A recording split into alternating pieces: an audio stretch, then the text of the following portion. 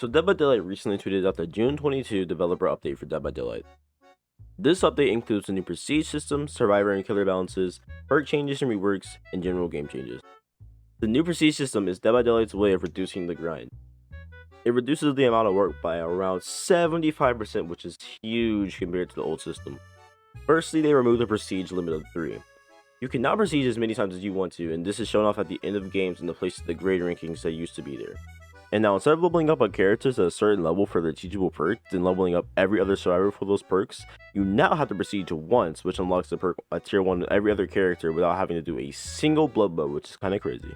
But in order to level up the perk, you have to prestige the character again for the second tier of the perk to appear for all survivors, and again for the third tier for all survivors. And that kinda sucks because instead of being able to unlock the perk once and be done with it, you have to prestige 3 times to even unlock the third tier for all survivors. Now you might be wondering, well, if I prestige 3 times for the perks, how do you get the bloody cosmetic? Well, since the prestige limit is infinite now, they changed the number from the first 3 to the 4th, 5th, and 6th prestige. Now the bright side of this is that when you prestige, you no longer lose your things, which is honestly super good to hear, considering a lot of the events have been coming out, especially with the 6th anniversary lasting 2 weeks. Now there is a bonus for people who already have their character P3. If your character is P3 before the update occurs, you receive a special icon for your prestige level, but so far we have no idea what it looks like, so I'll keep you guys updated on my Twitter, which by the way you should follow, and subscribe if you're liking the video so far. There are also going to be rewards for people who hit prestige 7, 8, and 9 in the form of charms of the teachable perks for each unique character. Also, when you hit level 50, there's only one node, which is the prestige button, because since you don't lose anything, there's no reason you shouldn't prestige. Now moving on to game changes. The Shrine Secret not only gives you the perk that you pay for like usual, but also unlocks it at tier 1 on all characters as soon as you buy it. They also made it so if you buy the perk again, you will unlock it at tier 2, and if you do it again, tier 3. But you can always just level up the perk on specific characters like usual. Behavior has received a lot of feedback on the current perk meta, and they are now attempting to not only shift the meta, but to make perks more like options for strategies and not a way of avoiding annoying or unfun situations. Therefore, they are changing not only the perks, but the baseline game. The generator repair time has moved from 80 seconds up to 90 seconds to give killers more time, specifically in early game. Kicking generators now instantly removes 2.5% of the maximum progress. This is mostly because killers feel that kicking generators seems useless in some situations. This is also to make survivors decide between tapping a gen and losing more progress or just letting it regress. Killers also break pallets and walls 10% faster, breaking the time to break objects down to 2.34 seconds from 2.6. Pretty good. This is also applied to generators, bringing the time to break from 2 seconds to 1.8 seconds. Killers cooldown for successful basic attacks is getting brought down by 10%, leaving the animation for hits at 2.7 seconds instead of 3 seconds. And if that wasn't already enough, this is also applied to generators, bringing the time to break down from 2 seconds to 1.8.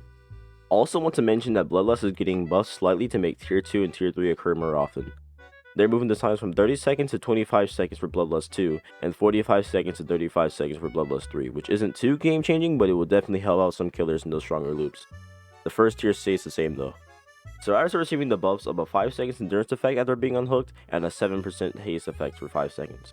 If a survivor performs a conspicuous action, which is any action that progresses the game, the effects cancel. This is to help address some of the tunneling and camping that happens during matches of Dead by Daylight. This should help people not feel pressured to run certain perks not because they want to, but because they feel like the game won't be fair without them. Lastly, some changes to the meta perks. There's a lot of them, so I'll just go over the main ones. Barbecue Chili is losing his blood point buff because the grind is being reduced by 75% as mentioned before. Hex Ruin is getting nerfed, moving its regression rate from 200% regression speed down to 100% regression speed. It also now deactivates after the first survivor is killed. Pop Goes the Weasel is getting nerfed due to the default 2.5% regression coming with the update. It now only removes 20% of the gen's current progress, which isn't that bad. Corrupt Intervention is getting changed to be more balanced and more of an early game perk. It's now deactivated when a survivor goes into the dying state. Tinker not only activates once per generator, but now gives killers a little bit more time due to the perk activating when the generator reaches 70% and the gen time increasing to 90 seconds as stated before. Hex No One Escapes Death functions like usual, but now survivors will see the Hex Totem's aura within 4 meters when activated. This range continues to grow over the next 30 seconds up to 24 meters, which it will stay at. Scourge Hook Pain Resonance usually blows up the most progressed generator when a survivor is hooked on a specific hooks and causes any survivor on the gen to scream, giving the killer info on the gen's position. The generator now no longer has a loud noise notification and the survivor no longer screams, but the generator still loses progress. Dead Heart now gives you 1 second of endurance instead of a dash, which makes timing it really important. This is so people don't use it to make distance. Decisive Strike now deactivates when all generators are completed, and the stun time is reduced from 5 seconds to 3. Borrow time now increases the time of the haste and endurance effect that you now get when unhooked by 10 seconds, which is the same amount as the current borrow time. Only difference is that the effects were cancelled when a survivor performs a conspicuous action. Iron Will now only reduces the grunts of pain by 75% instead of 100%, and only works when you're not exhausted. This change kinda hurt me, not gonna lie. Self-Care now heals at the speed of 35% instead of 50%, and no longer provides an efficiency bonus to medkits. And lastly, Spine Shield now only works if the killer has a direct line of sight of a survivor.